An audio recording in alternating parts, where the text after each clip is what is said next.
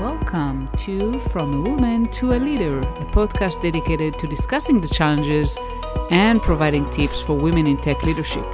Hi, I'm your host, Limor Bergman-Gross, and in each episode, we'll hear from other successful women in tech, sharing their stories, insights, and advice.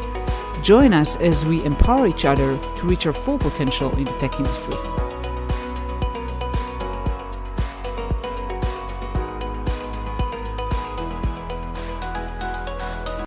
Hi, everyone. Welcome to another episode of From a Woman to a Leader.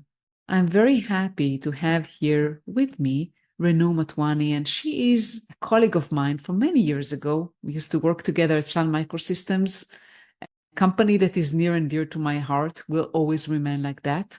And Renu is a seasoned software product executive with over 2 decades of industry experience. And today we're going to talk about her journey and her experiences. And we call this, based on Renu's term that I really liked, Oblivious to bias. So first, Renu, I want to welcome you. Thank you so much for finding time on your busy day and willing to speak with us today. Thank you, Limor, and hello, everyone. I am thrilled to be here. First, Limor, thank you for thinking of me to feature me on this podcast. And when you reached out, of course, we've been in touch on LinkedIn through cheers and kudos for each other. But when you reached out specifically with an objective of doing something like this, I went down the memory lane about and started thinking about all the time we had at Sun and the last time I had seen you in San Diego where we were driving. That was, of course, special time for us, for both of us in our lives. So not just you excited me about this project that we are working on, this interview, this podcast, but also you took me back several years ago, 15 years ago, and that was awesome. So I'm grateful I'm here and ready to answer anything, share anything that you would like me to. Yeah. So maybe let's start with just maybe if you want to tell the audience a little bit about you and what you do today. So, like you said, I am software product executive, and I started this journey with being an engineer behind the screen, writing code, and doing some software engineering and design. And very early on in my career, which is more than 2 decades now, I had realized that I do not want to spend my entire day sitting behind the computer screen and doing coding. As good as I was at doing design and engineering tasks, and as much as I enjoyed programming, I wanted some real life exposure, talking to people, understanding what really are the problems that we try to solve through the software. And so I switched to doing product management. And it has been a fantastic journey since then. There was no stopping after that. I did an MBA along the way. And at that juncture, I had various options to perhaps switch to sales or marketing or business development or finance or all those other fancy things people try to do after MBA. But like I said, it has been a fantastic journey for me doing software product management. I stayed course and I have been doing that for over 15 years now in various different functions and capacities, overarching inbound product management, outbound enabling go-to-market functions, strategy. And I enjoy this holistic nature of my work where I am getting products out in the market, whether it is a product journey from stage 0 to 1 or sustaining mature product businesses. So that's what I've been doing in San Francisco Bay Area. This is my home. I grew up in India, but now I have spent more time in San Francisco Bay Area than in India. So if you ask me where I come from, perhaps I'll have to think twice what Yeah. defines me today, which culture defines me. And here I am with years of experience working with big companies like Sun Microsystems, Oracle, CA Technologies, Broadcom, and of course, having been bitten by startup bugs a couple times in between. If Yeah. you're here in Silicon Valley, you can't escape that, right? So that's a little bit about my background, my professional background. I have two Thank you. beautiful girls, and lovely husband who at times has been a competitor based on what we do, at times a collaborator, mentor several times, but just sharing all of that to say, as happy I am professionally, as blessed I am personally too. That's incredible, which is more important, right? The personal, the family is so important, right? To have a supportive family, and this is incredible. I think so too, Limor. Both feed into each other, right? Yeah. I have had ups and downs in the professional ride, but if I'm happy personally, that carries me forward and that still gets me to the goal that I want to professionally. And so does the other way. If I'm happy professionally, then I can bring back that joy back to the family and drive more goodness out of that. So it's very, very important for every professional. In this case, I won't say just for women, but every professional to strike a good balance between what they're trying to accomplish professionally and personally. Yes, I agree with you completely. And we do want to touch, your perspective as a woman, obviously, because that's what we are here and mainly doing, right? Empowering Right. other women. And we both know how it is like to be a lot of times the only woman in the room. And obviously, we both have been working in a very male dominant field, surrounded mostly by men. So, share kind of how did you navigate being a woman in a male dominant field, how did you kind of make sure that you were recognized, your values? Obviously, you advanced your career very impressively. How did you do that? Um, I Before I talk about what really kept me going, Lemore, I would try to create a visual here because when you asked me this question on uh, how did I advance the journey in a male-dominated career, a male-dominated industry that we are in, I was taken back in time when I was a part of the Java mobile and embedded team at Sun Microsystems, which later became Oracle. And I used to deal with the SoC, system on chip vendors. And these were traditionally because of the kind of work and also back in the day. So let's say this was 2 decades back, 15 years back in the day, there were perhaps not as many women engineers as still we find. The ratio might not be equal even today, but it's still better today than it was back then. And this was in Austin. Of course, I was far away from my home and I was meeting with Freescale, and I was in a room where we were discussing the collaboration between Java Mobile and the Kinetis controllers from Freescale. And was a pretty strategic, pretty important meeting, and I was one of the few representatives from Oracle back then. And this was a room full of 50 men, and I was the only woman in that room.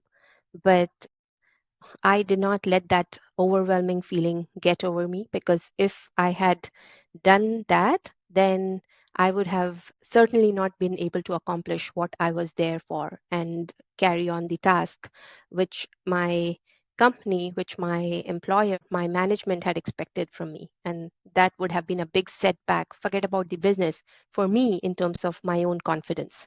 So I clearly did not let it get over me, but I don't want to tout here and say that on purpose I did not let it get over me. It happened because that's how I used to think back then. And if I now look back and rationalize how things happened, now I can put a perspective on all of these things by saying that back in the day, I was oblivious to this bias, this difference, gender difference, because that's how I grew up. In my engineering college, also, if I see how many women were there or at any other external event where I had to represent myself as an engineer, uh, the ratio was always skewed. And if I've tried to find my affinity with similar people, say in this case with women, I would have been left in minority. And I perhaps chose not to do that because from the beginning, from the childhood, I kept reminding myself that I'm no different than anyone.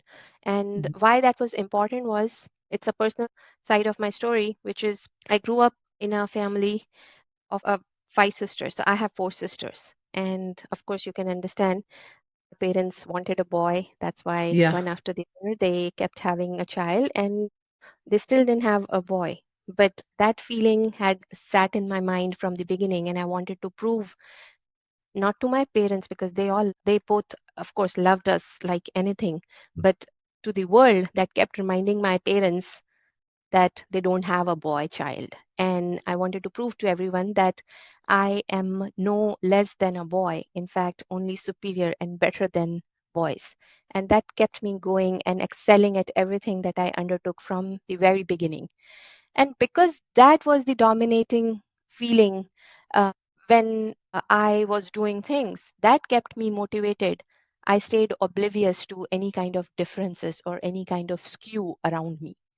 And Hmm. now that's how I rationalize when I look back, that because I was oblivious to bias, I did not let any kind of difference or any kind of a skew get over my mind. That kept me going and that let me overcome the challenges that I could have had just because of that gender bias or that kind of a skew that otherwise could have hampered me.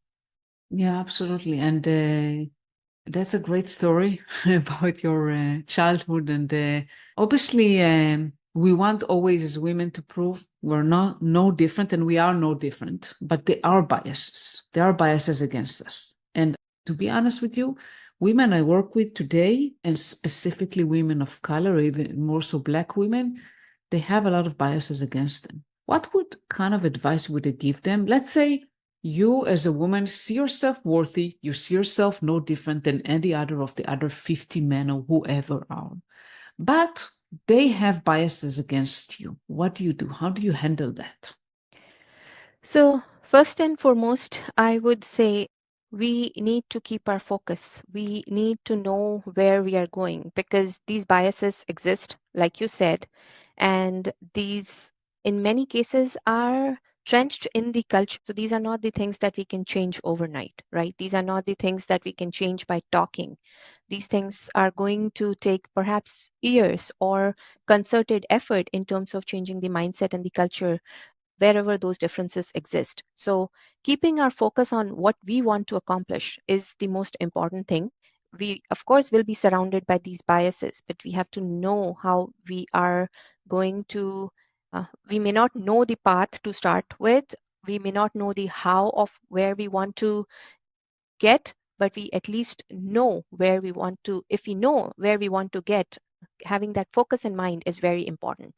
Second, I believe along the way, what helped me and is very important, is generally true for everyone, not just women, but in this case, where we have these kinds of biases and challenges along the journey, it's even more important that we have a team of champions, our now call it mentor. There's different categories when you talk about mentors, champions, and sponsors, right? But Hmm. if I just put it all in one category for the time being, I would say having that set of champions who you can look to for advice, who can speak for you when you are not in the room, or who can be your support system to keep you strong along that journey is the second most important thing. And last, I would say just my strategy as I was describing, uh, letting any kind of biases or any kind of counterproductive factors not hamper you by being oblivious to them. I'm not saying we should not be aware of those challenges. It's very important, in fact, to be aware that you are in an environment which might not be ideal for you to thrive in. But at the same time, if you are in that situation, how by being aware and not letting those challenges stop you is what you should have as the way to move forward. And know that you are not alone in it, right? I'm sharing my story. Limor, you talk to many women out there, you publish their interviews. People might have other stories from their network. So nobody is alone. So just finding yourself helpless in that situation is not what is going to help. But what is going to help is knowing there are other people, there are your champions, you have a focus, you have a goal to accomplish, and letting rest of the things out of your way is what is going to keep you going. Yeah, absolutely. Cleaning the noise, I call it. Yeah, yeah. Do you recall any instances where you actually had to kind of overcome different biases against you? Um, Overcome different biases. Actually, I can think of lots of different stints I have had with different companies, different projects I might have worked on, where clearly, like you said, I'm a woman of color, and to start with, when I would have come to United States, I was also an immigrant and one of the people in minority in terms of my affinity if I'm a woman. So clearly those biases existed. And sometimes these are conscious biases in people's mind, sometimes these are unconscious. So to your question, if there were any biases that I had to overcome, yes, there were plenty all along the way, I would say. And it's only after you have proven yourself, and unfortunately for women, that is always a challenge. It's not about who you are, it's about you proving what you can do, what you have done is what helps you get through the first step in terms of getting the confidence and getting the support system that you are trying to build, right? So specific example I would cite is especially when I started to take more executive leadership roles. And because now it was not about what I can do for myself, it's also about the different people who I'm directly responsible for in terms of their careers, in terms of managing their work. And that's a diverse set of people, the nature of our work, the nature of the industry in which we are. And that's great that we have diverse teams. So it's different people with different backgrounds, different biases.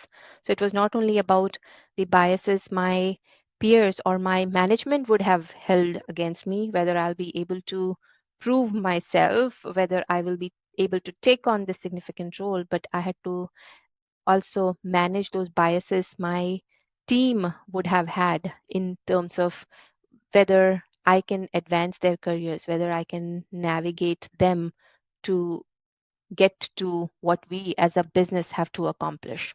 So, my most significant responsibility was with Broadcom, where over the last 5 years, I have held various different product roles. And in a way, for doing good, and this is, I should think of on one hand as a reward that I was getting rewarded every year. On the other hand, I can also think of it as I was getting penalized because I was doing good and I was gaining more responsibility every year. I was getting to take on a product and fix its challenges. So over a course of 5 years, I had five different products in the portfolio to take care of with different kinds of challenges and issues.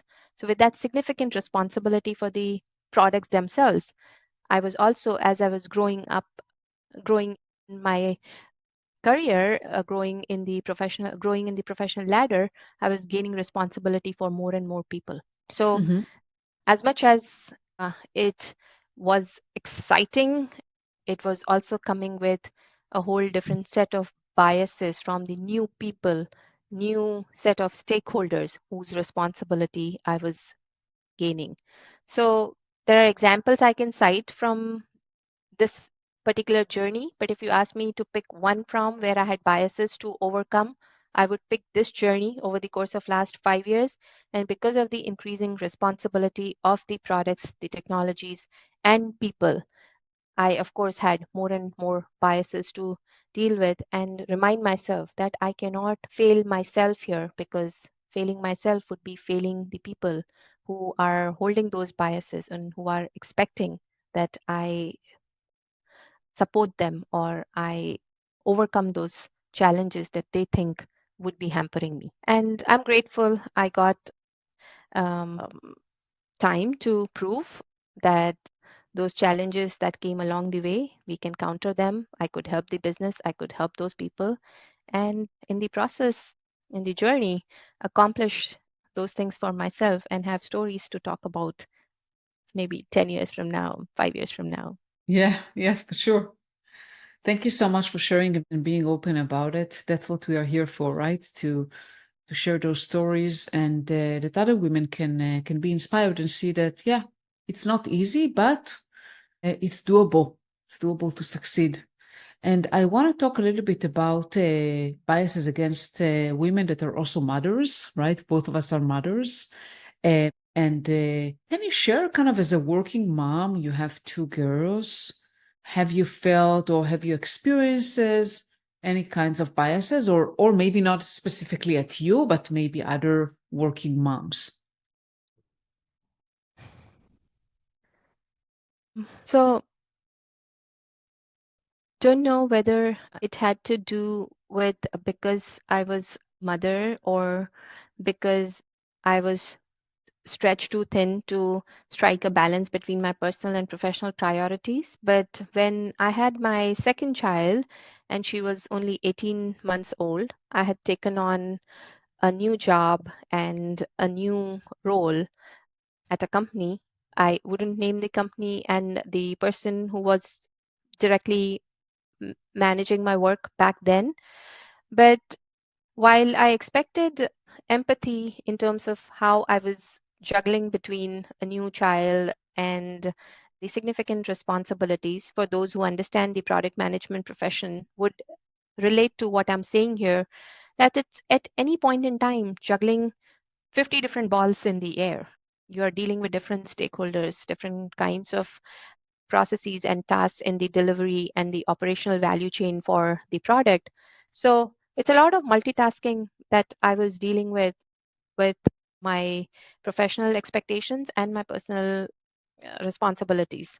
And because that was going on, there were times where I did not decline to travel, but I expected a little more flexibility in terms of maybe reaching just in time for the meetings where I was expected to be outstation, or maybe taking a day off earlier from the conference because last day typically at a conference, big conferences I'm talking about, is wind up and not a whole lot is expected in terms of customer interactions or partner interactions. So I was expecting a little more flexibility in terms of the time that I would have spent outside of my hometown so that close to the family. Like I said, I had an older child and a younger one that was just 18 months old. And this part, this kind of empathy was missing in terms of the environment and the expectations from me, and which led to perhaps me shying away from taking on more responsibility at that point in time, because more responsibility meant that I would have had to make more compromises. And I believe now that I look back, I think if I could have taken on more responsibility at that point in time, I could have perhaps contributed more to the business and to my professional journey as well. But I was not able to because of those th- because of that lack of the right kind of an environment. And I don't know it was a bias against me or it was just lack of empathy, but Mhm. this is what I can think of as an example where I was held back because as a mother, there were certain expectations from me on the personal side, and I wasn't necessarily asking for punting back on my professional responsibilities, just a little more creativity, which was missing in the environment. Which now, as a woman, if you ask me, if I have a working mother in on my team, not just because I'm a woman, but even if, say, I had not had that experience myself, I would try to be more empathetic and understanding of what are the expectations of mothers and especially those with young children. And I hold high regard for how parents juggle between things. And in this case, I'm referring to this role as parents and not just working mothers, because with kids and with what is going on at work at any point in time, there can be a lot of things that can be in conflict. As I said, your professional and biological clocks are at conflict, right? In fact, when most is expected from you in your personal life because of kids, because of the growing responsibility of the family, or maybe in some cases from your parents too, that's when you are most needed and you have most responsibilities at work too. So just having a little bit more empathy towards working mothers, and based on the experience that I have had in the past, if you ask me, I would to be inclusive of people, just trust them. And I know that if you have right people and if you give them what they need on their personal front, they will give you the best on the professional side as well. So those biases may have hindered me, may have hurt me, but in some ways, they have helped me evolve myself as an individual, as a professional, that I can now give back to the people I serve, or to not just working mothers, but let's say even working parents who might be in such situations that deserve more flexibility, a little more consideration and inclusiveness at work. Yeah, absolutely. And I've had my share as well, right? I mean, I think many years ago, before remote was a thing, so I had to travel quite a lot. And it was tolling on my family, right? I had to leave babies at home basically to travel, right? Even when we met in San Diego, I had like very young children that I left for over a week and I was pregnant. So definitely, it was difficult. It was not easy. And you mentioned flexibility. What kind of flexibility do you think employers should provide for both mothers and in general to caretakers? I would simply put it as, especially in the software, it is very possible, and pandemic has perhaps made employers and senior management realize whether they are ready to accept it now that we are out of the pandemic or not is a different story. But they have realized that remotely also people can be as productive. So, in simple terms, if you ask me what kind of flexibility, people should have flexibility of the place they are working for and hours that they are working, as long as they are respectful of the critical hours during which they should be present for their team or for their customers or the stakeholders they serve. But place and the entire stretch of the time that they are working, uh, they not be expected to be available at all times is what I would define as flexibility. Because if you ask me in all honesty, I don't work for 8 hours. I don't have defined boundaries like 9 to 5 that I'm working. I'm practically working round the clock. There are sometimes problems and issues that I sleep with as thoughts in my mind. And I'm trying to find solutions to those problems in my dreams, even when I'm sleeping. So I'm practically working at all points in time. I know I'm not sending a right message here by saying that I'm practically working at all times and I don't have that work life balance. It's not about not having the work life balance. It's the work life seamlessness that I have struck for, because that's how I think I can meet my professional goals and my personal goals as well. So, coming back to your question, I think there are no such defined boundaries, especially for software people, in terms of hours when they work. So, giving them flexibility in terms of when they accomplish their goals is very, very important. If you have right people, they have right goals defined for them, they will meet those goals. So, give them the flexibility, trust their discretion that they will be there for the team, customers, stakeholders when needed. But other than that, don't micromanage. And if they are comfortable working from their home, give them that space. Just expect them to be there when the team needs them to be in the office, or when there are offsites, or when there are group discussions to be had. So that is the kind of flexibility which is not going to serve parents or working mothers, but practically the entire community of the working professionals, knowledge professionals especially. Yes, that's for sure. I think flexibility is key. I mean, I've seen that since I started working remote in 2016, that it allowed me just being, with my kids when I wanted to. And as you said, like the boundaries are very blurry. Some people don't like it though. Some people prefer the boundaries. I prefer the flexibility, right? That you don't have to clock, right? Punch the clock at 9 and punch it off at 5, but you can kind of manage your time and you can define when you work, when you're with your family. And I think it's better for both sides, for the employers and for the employees. True. And Limor, if you think of it, right, for the tech industry that you and I are from, or if a lot of our audience here might be from if they're listening to this podcast, we don't have defined problems that we are solving that definitely have an answer that you will be able to find a solution to it in 8 hours or 6 hours or 4 hours. Most times we are dealing with ambiguous problems, and sometimes we might find an answer in 30 minutes, sometimes it might take 30 days to get an answer. So how do you draw boundaries for tasks if you were to have only a limited time or pre-allocated time for accomplishing those tasks? It's just the nature of the business, the nature of the problems that we serve that require that flexibility and a little more understanding of how the solutions can be arrived. You give people the best environment, you give them the space in which they are their best, you will get the best outcomes. Absolutely. I'm with you on that. Before we end our beautiful episode, I wanted to ask you if you have any last tips that you want to share with, with women, anything that you feel Um, can be helpful.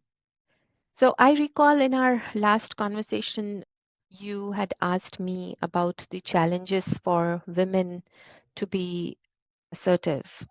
And Mhm. that's something that I would want to leave my thoughts on.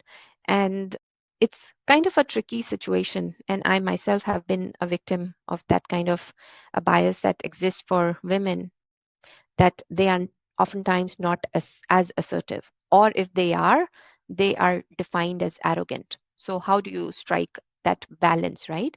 And what has helped me is if I have done my homework, if I have that confidence within that what I'm going to say is right, I'm not getting stuck on the point just for the heck of getting stuck on the point, then that helps me a long way in terms of being assertive. And like I mentioned earlier, having your team of supporters and champions is very important. When you have that team of supporters and champions, you know that they will stand for you even when there is a counter argument. So if you've done your homework, if you are standing for the right thing, and if you have your supporters, that will help you drive the objective that you are trying to drive.